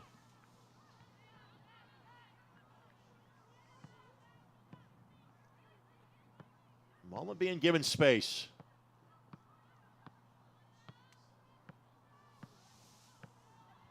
Wirt. Can she get it away? Ball goes right back to her. Koger couldn't hit it. Koger knows that was an opportunity. And good job to close that one out. And nice work by Marian again at Sienna Mullen, carrying the ball in, able to find Wirt on the end line. And you said it, Koger, just a little bit of a swing and a miss there, but she's back on the ball. Koger. Again, weaving through traffic. Koger, strength on display. Koger doesn't miss that one. Katie Koger gets her 13th goal of the season, and Marian has the lead with 37 minutes left to play. How about that? Almost a solo goal there from Koger. She does an excellent ball, receives the throw-in with her back to the goal, spins 1, another cut back 2, wins that tackle 3, and then beats the keeper 4, all on her own, beats 4 Indiana Wesleyan players, and puts Marian up 1-0. Sometimes it helps when you have the strongest player on the field, and she just decides, you know what, it's my turn. That's what Katie Koger just did. Exactly what it looked like, Greg. Potentially maybe that miss a few seconds earlier kind of sparked something in her, and she said, all right, I'm going to get it back. I think that's exactly what happened. I think after she feels, I don't know if that was a sitter, but she felt she didn't know if the opportunity became, you know what, let me just take care of this myself. So lucky number 13 for Katie Koger, and again, Now this changes what both teams want to do. Let's see if Wesleyan has an immediate answer. Marian recovering quickly, but the ball is inside of the 18. This hit Ames is there. So as you'd expect a team of Indiana Wesleyan's medal, they create an opportunity within a minute. Game on here in Indianapolis.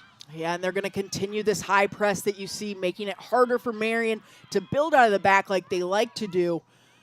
Ames doing a nice job on that last shot of just keeping it clean because otherwise it's a rebound. We're going to go back. Kostick was fouled, so AR assisted on that one. So we'll go back to the spot of the foul where Marian will reset.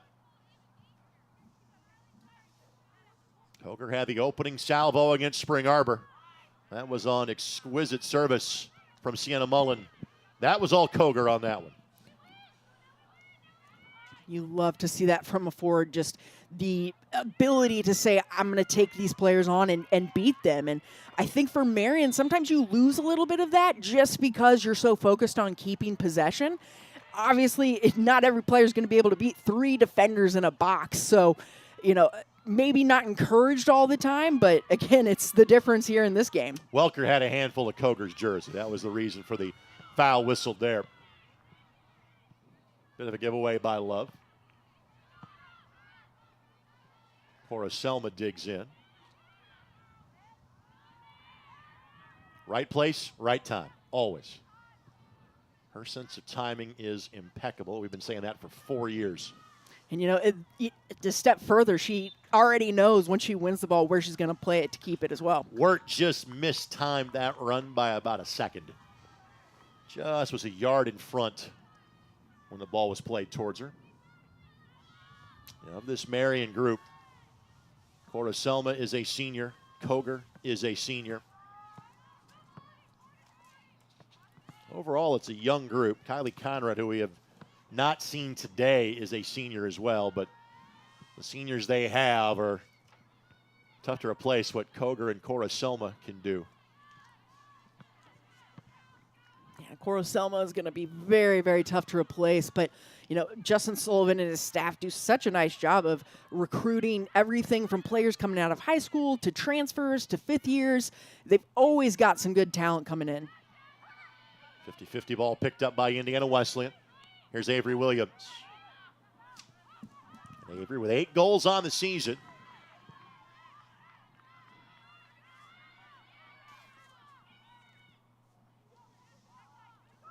Well-timed through ball here, but King quickly sweeps it back. And 9 shots for Marian, 4 for Indiana Wesleyan. 2 Wesleyan shots on target, 4 have reached the destination. And Ames has that one lined up. She'll pad her stats on that one. A nice job by Marian, not allowing, they're looking for that quick through ball that will either force Ames to come out and try and make a save or give them a nice looking shot there. But a great job by that back line to hold the line and then force them to take a shot from outside the 18. King gets bailed out by a foul there. That was Welker that a little bit late getting a boot in.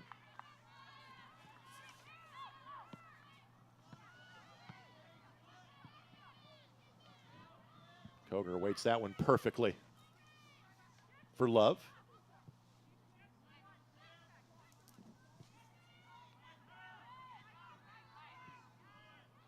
And if possession tilts towards Indiana Wesleyan, you understand. Not that Marian's going to park the bus as Selma gets taken down. And we'll stop the clock, and that will be a card. So first yellow of the match shown to Indiana Wesleyan. Fouls now 10-1 against Indiana Wesleyan. That's Sarah Folk.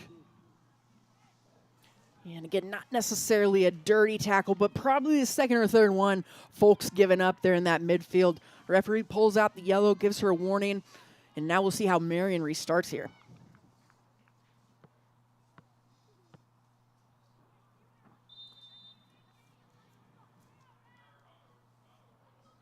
Jones.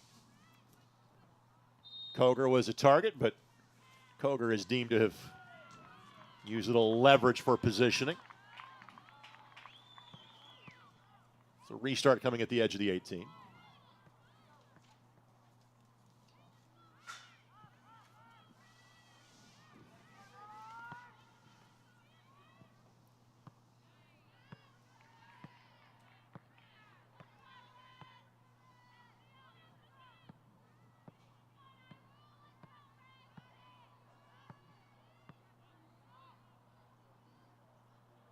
Subs will be waved on here for Marian.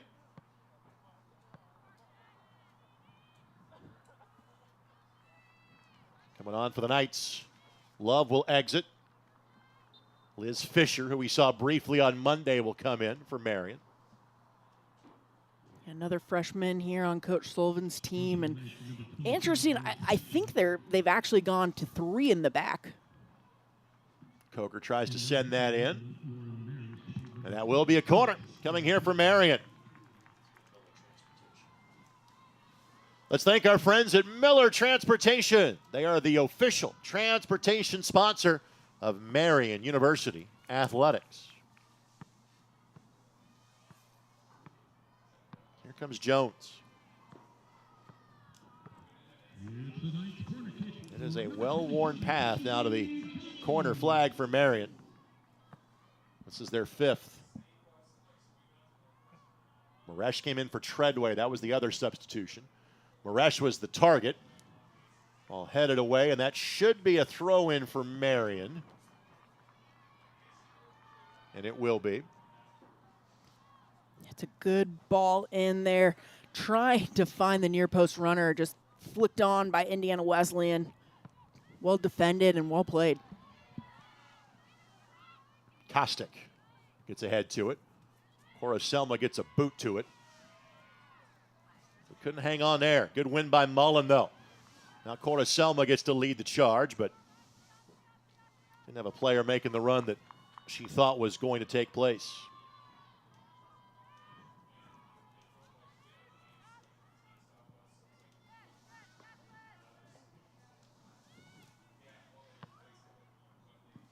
See Marian dropping off on that high pressure of the back line. They're fine to go ahead and try and win that second ball. Koger doesn't get it through. Well defended by Indiana Wesleyan. Again, folks, the goal that Wesleyan just allowed was the second they have allowed in a league match so far this season. That is second best in the league behind Marian, who's allowed 1. That's how good these teams have been. Wirt's left foot doesn't get through. Koger able to pick it up. And you can see why right here as Indiana Wesleyan continues to push them back, not allowing any space for a shot.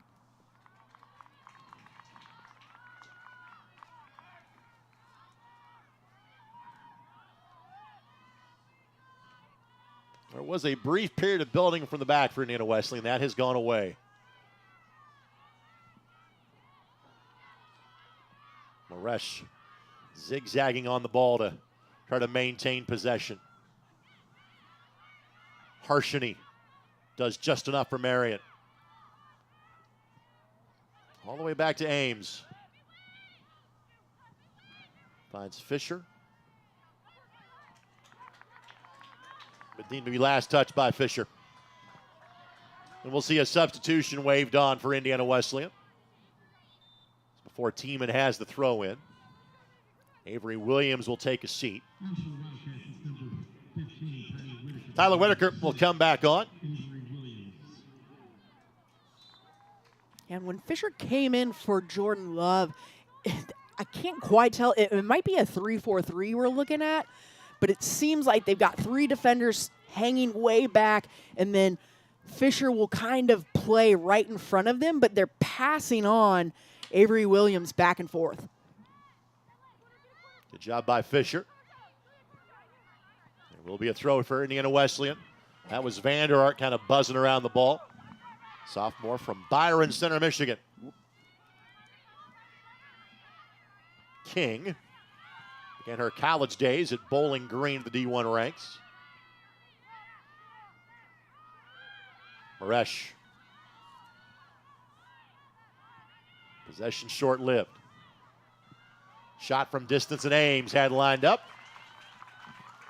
That will go down as the 4th shot on target, but again, everyone has been pretty much directly at Ames. Yeah, solid save from Ames, but if you're Lauren Maresh, you've got to recognize the situation. Try and turn up and just play the ball down the field into your attacking third. Here's kind of what King just did. You are now, to some degree, in the business of hitting real estate balls. If you're Marian, just hit it to the other end of the park and try to win it back. Right, and obviously that goes against everything, they try and play possession-wise, but reading the game, reading the opportunities. Right now, the momentum with Indiana Wesleyan picking up a little bit more possession, I would say that's probably the best pick in this situation.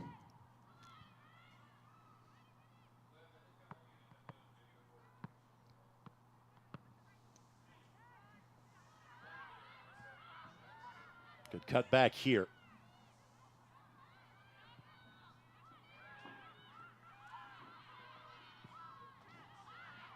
Chance to reorganize now for Indiana Wesleyan.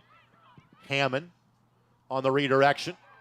At the edge of the 18, Jones does just enough. Player down for Wesleyan. We'll go back and check on her once we get to a stoppage, and we'll do that here. So the player that is down is Folk. Not sure if she got clipped on the clearance there. I mean, Sarah Folk finds herself in great position on that last ball. Just has to turn and try and beat Jones here, but she's right there to clear with her left, and yeah, maybe just a little bit on the follow through. Just a little bit of a stinger there.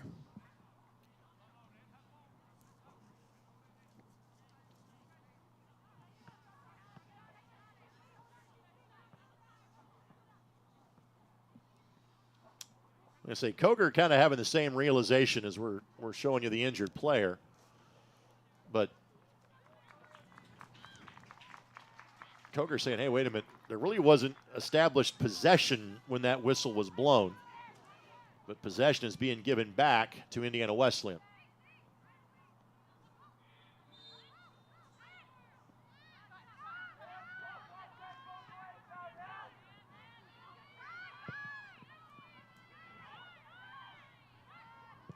King.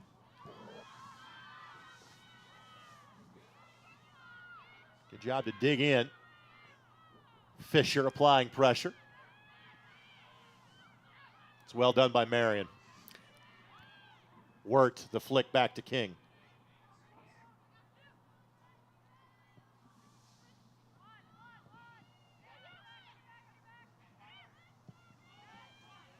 Indiana Wesleyan really putting on the press. Here's the opportunity. That ball carrying wide gives Marian a little bit of an escape, and then Harshini wins it right back. Excellent win by Harshini there. It's got to be a win for them because they had outside runners coming in that back post. Well done. And Wirt able to hold things up to find Maresh. And then Maresh gives the foul.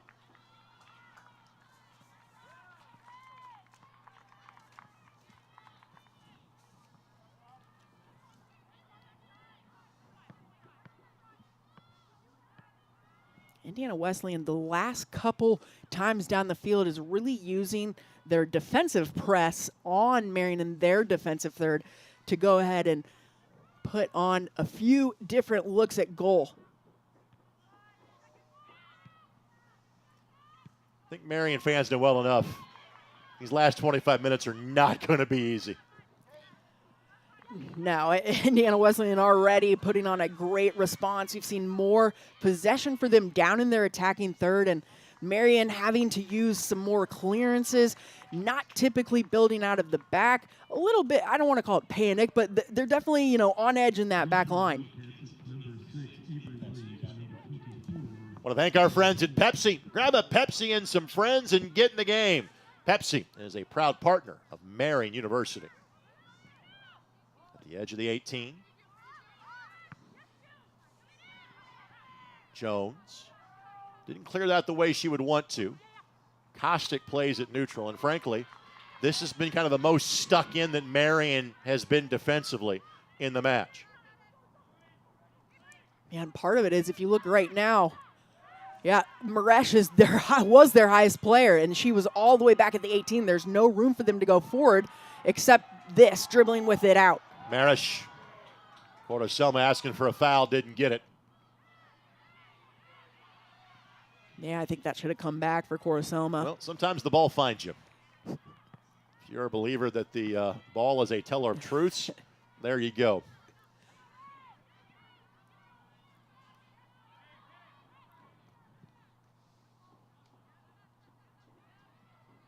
Koger. And that'll be a win for Marian.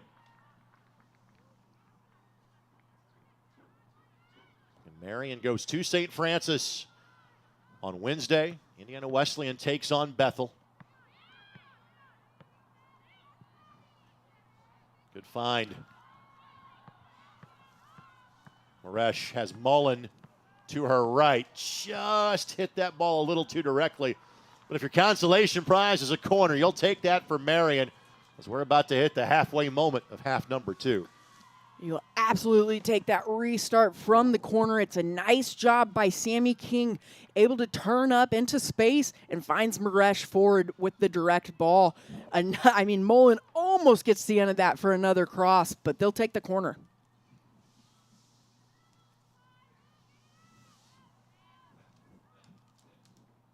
We had a ball that is going to be sent for practice use only.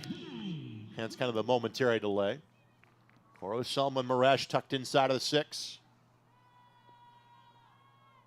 Jones sends it in. And will be another corner. Deemed to be touched last by an Indiana Wesleyan player. Beautiful ball in by Jones, just floated to that far post, and it's almost headed there, but Indiana Wesleyan doing a nice job of going to the ball, trying to get that first contact. Thought it was interesting that your 5-foot player in Selma was trying to be your target forward on that play for Marian. You know, there's plenty of other options. You've got Koger at 5'7", Harshani at 5'8". King bends it in. Wesleyan gets there first. Koger gets a boot in. Fisher got hit by her own player, hence why we're playing on, and that's really well done by Indiana Wesleyan. Good job. I think that's Teeman that kind of dug in and able to shepherd that ball across the byline. 2 Indiana Wesleyan players now will come on for the Wildcats. Take a look at the contact again. That's friendly fire. Great job by our camera crew to show you that. Great piece of defensive work there at the end by Indiana Wesleyan as Julia Tyman just able to shield it out. They survived 2 corner kicks and the restart. And again, you're one moment away from leveling this match. And Marian dealt with that against Spring Arbor on Monday.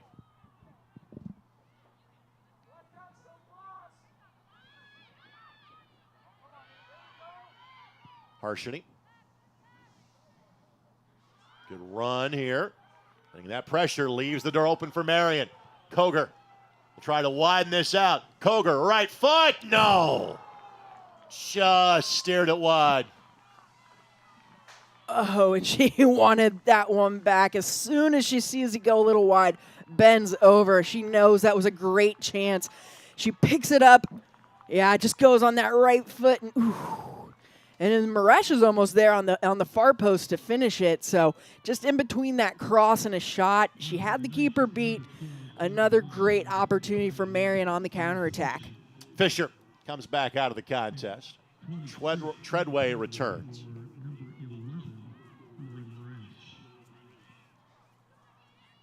There's Selma.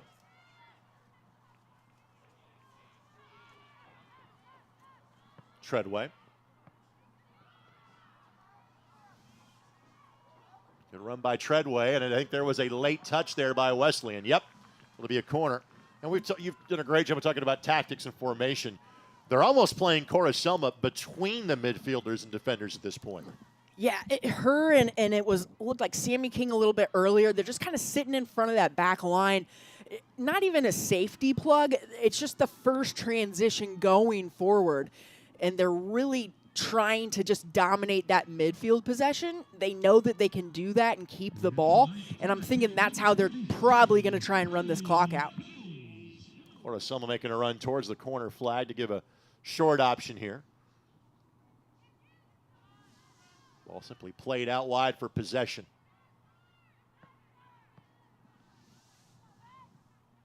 Treadway. Wirt couldn't get back to it. Kostick trying to keep it on the front foot, but couldn't do it. Beautiful little combo play by Marian out on the right after that short corner to find the cross in. Just unable to go ahead and muscle him off with Treadway. Love making the run. Love gets there. Can she get a left foot in? Let that ball roll all the way to the byline before she played it across. Bouncing ball avoids players from both sides. And then Kostick's ball, not the one she wanted. A giveaway, but to use the basketball phraseology, a dead ball turnover, not a live one. And with that, we'll also see a substitution come on here for Indiana Wesleyan. Yeah, and you can see right there what you were mentioning earlier, Cora Selma just sitting in front of that position. And, you know, if the ball comes to her on a short clearance, she's got the technical ability to keep possession and move them forward. And that's why she's sitting there as that outlet. Throw in coming here for Tiemann.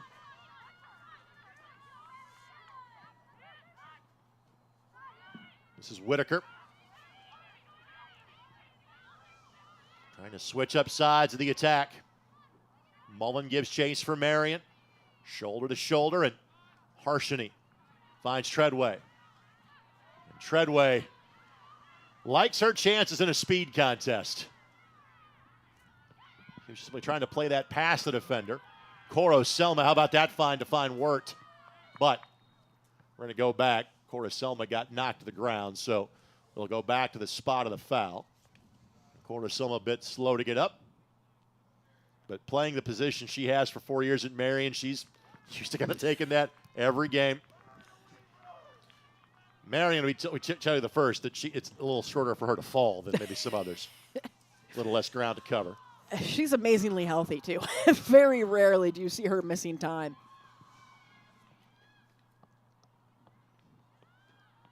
Treadway. Mullen. Wirt couldn't get it through. But Marian has had opportunities up top without sacrificing numbers at the back. Wirt just couldn't work through three defenders, but again, you see that clearance ball, and you can count the defenders. 1, 2, 3, all behind the ball. Again, Ames fantastic at that distribution. And you mentioned it, the three in the back, and then it's almost like a 3-3-4 a bit, because you've got Cora Selma as well as Jordan Love kind of being those secondary defenders in the midfield.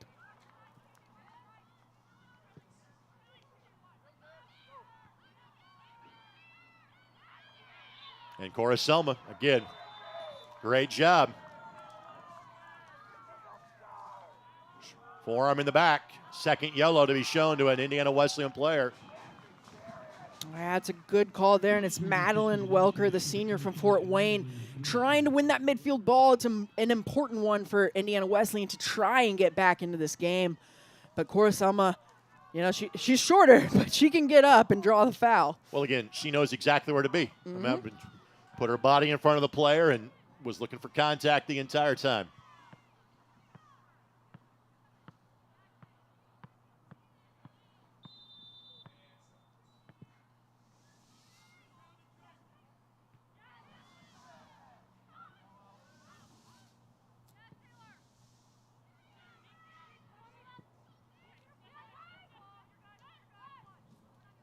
Harshini.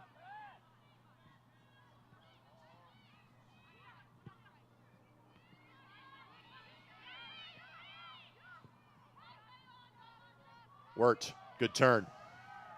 Trying to find Treadway. Treadway will get to this one. But well defended. Treadway couldn't get the cutback angle.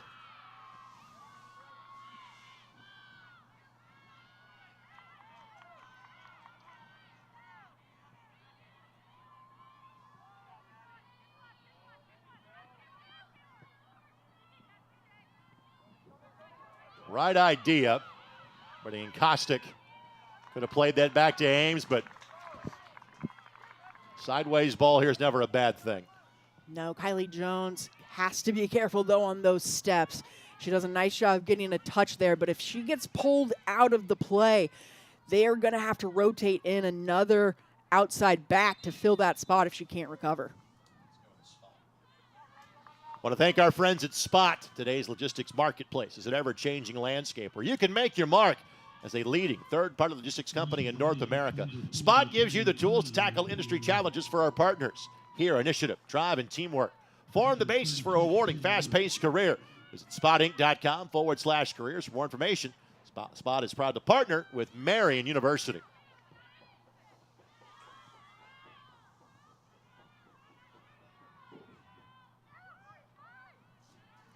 Mullen is having a fantastic game. I mean, on the offensive end, we've seen her create a lot of opportunities with her speed, and on the defensive end, she's been everywhere.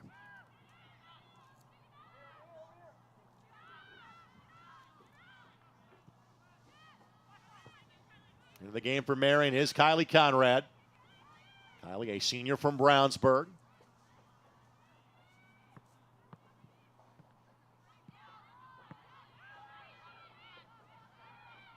There's Koger.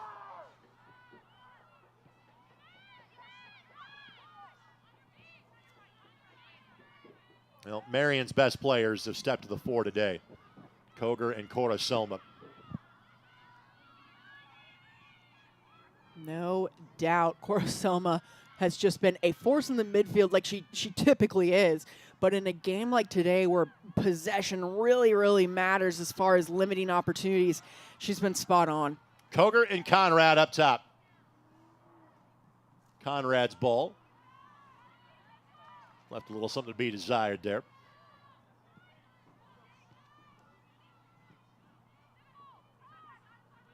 And just the numbers game favoring Marian at the back right now.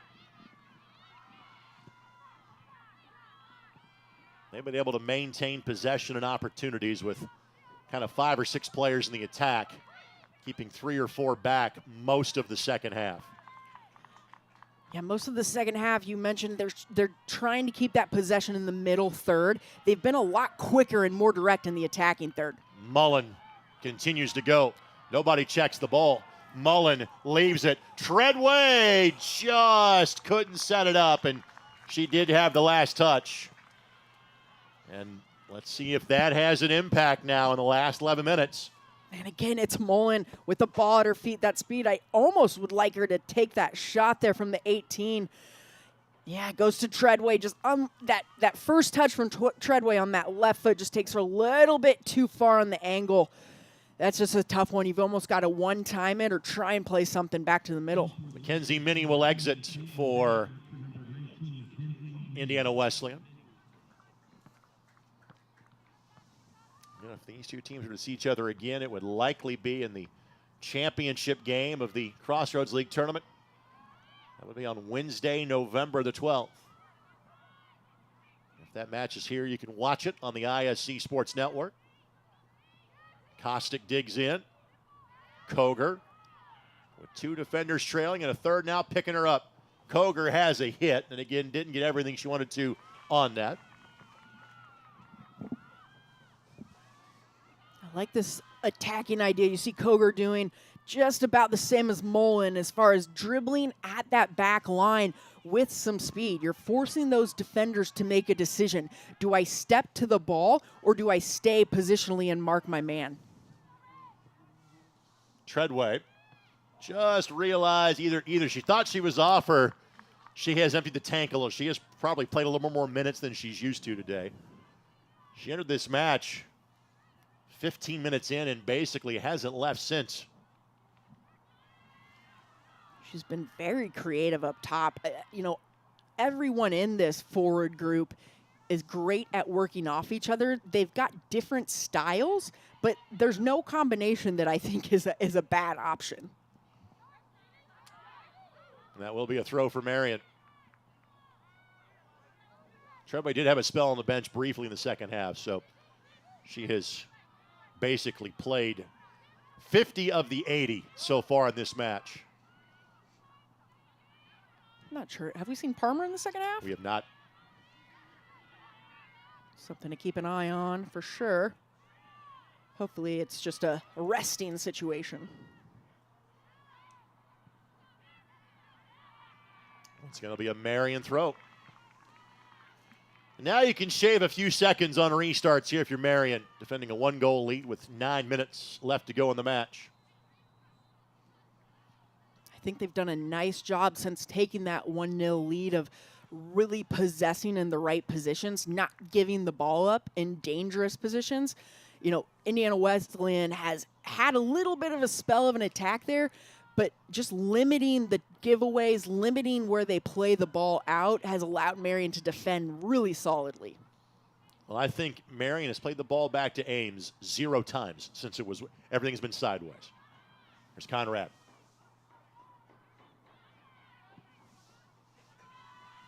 And every time that long ball is played by Indiana Wesleyan, there's a defender there waiting for Marian. And there's been one momentary bobble back for Marian the entire game. And the Knights responded quickly on the back end of that. Yeah, credit that back line. I mean, even now switching to that 3 in the back, they are staying together, they're connected, and like you mentioned, always in the right position for when the ball comes. Kostick finds Cortaselma. Rare off pass by Cortaselma. Mullen was the target. But great recovery by Love, and there's Kostick. And then Kostick just lets it roll through, realizing she didn't have to play that one. Here's some of the numbers. 13 shots for Marian, 5 on target. 6 shots for Indiana Wesleyan, 4 on target. 8 corners for Marian. Marian has drawn 12 fouls. And back to credit Marian's back line. You know, you mentioned 6 shots for Indiana Wesleyan today. They averaged 22.6 shots per game. So talk about stifling an offense and stifling their shot opportunities.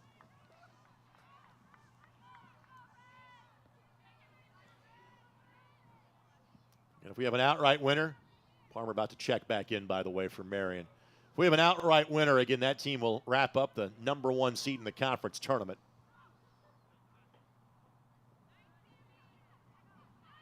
Again, both these teams potentially in line to host an NAIA regional. Opportunity here. Kostick with the individual defense, and will give the corner. So first corner of the match for Indiana Wesleyan comes with 6.5 minutes to play. It's a great tackle here by Kostick. Again, inside the box, has to be precise. You're okay giving up that corner there. Don't want to let the cross in, but a great job rotating there by Kostick. Can you get one back on a set piece here? This is Welker, who has 3 assists on the season. Marian has every defender inside of the 18. Ames watches this one go through. That's going to be a handball, yep. And Indiana Wesleyan let him off the hook. Yeah, they really did. I was surprised not to see Ames try and make a play on that. It looked like it could have been within her 6. But yeah, that hand, probably not the best idea to kind of go hands up there in the box on that corner. But like you mentioned, kind of bailing Marian out with that handball. That is not the time to channel your inner Diego Maradona. No hand of God this afternoon. Koger trying to find a window. Gets it back to that right foot, trying to play it across. But has deemed that she touched it last, so it will be a goal kick coming. And we'll stop the clock now that we're this late in the match when Marian brings in a substitution. So again, Palmer will come back on. Treadway is done. Treadway has been spectacular the last two times we have seen her playing for Marian. Yeah, Treadway, the freshman, I love that she's getting some big minutes in these important matchups. Just that experience goes on to build so much for the Marian Knights team. And, you know, to have that reliable option as a freshman, it's a special one. Little space to operate here. Let's switch the attack. Marian trying to keep a high line. Mullen taking no chances. Just blasted out. Wirt will check back in. I would assume that's for Conrad. Probably to finish out the match at the next dead ball. And we will go back. A foul against Marian. So we'll go back to the point of the foul. Just shy of the midfield stripe. Or just past the midfield stripe, I should say. Yeah, it was like Coruscant. I don't know that there's much there. Coruscant trying to defend. She goes to ground on the slide tackle. It didn't look like she took the player out too bad and maybe got her on the follow-through. But this will allow Marian to get back. Just want to limit it, try and play that high line like they're positioned.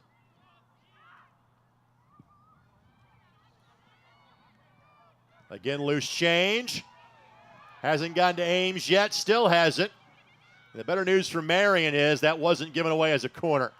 Harshey now will play that ball out wide, and a throw in coming for Indiana Wesleyan.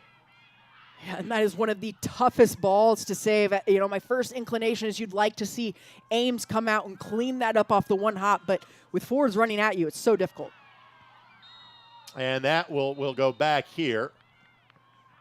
It looks like a card is going to be given to a Marian player. And you'll have a set piece opportunity outside of the 18.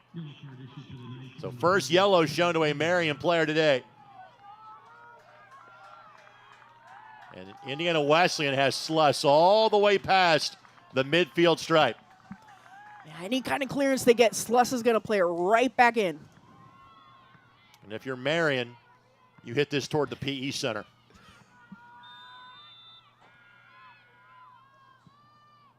Ball in, again, doesn't get through. Sluss is still hanging around midfield. Left-footed cross doesn't get in. Marian sweeps it away again.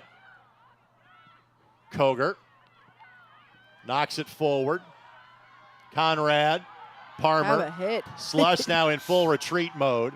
Parmer, again, who hasn't played that much today, is now going to try to walk this down for possession. On the cutback, gets around a defender. Parmer has a go at it. With 2:41 to go.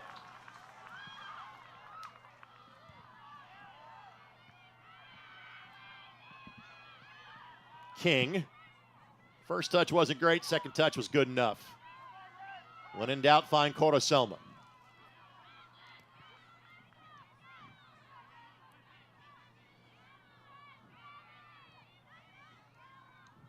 That'll be a Marian throw.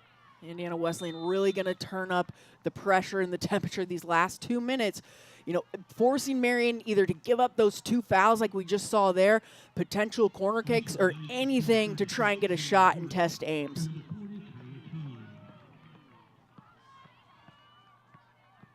Clock restarts on the throw because of Marian making the sub. And as expected, Wirt came back in for Conrad.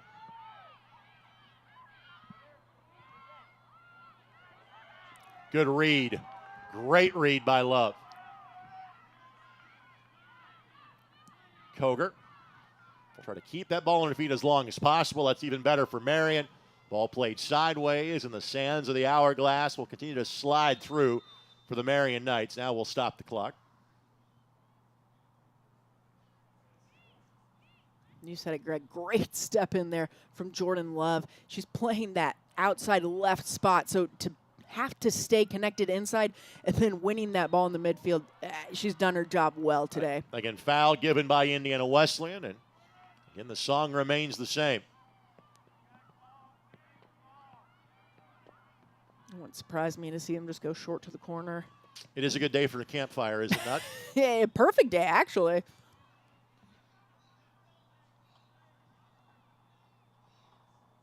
Parmer, back heel to Wirt. Wirt, when I'm thinking about going to the goal. Just trying to keep it tucked in here.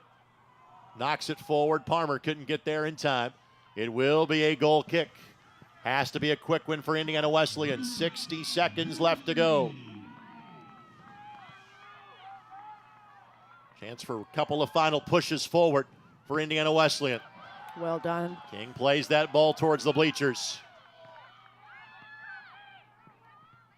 Good quick transition by Indiana Wesleyan.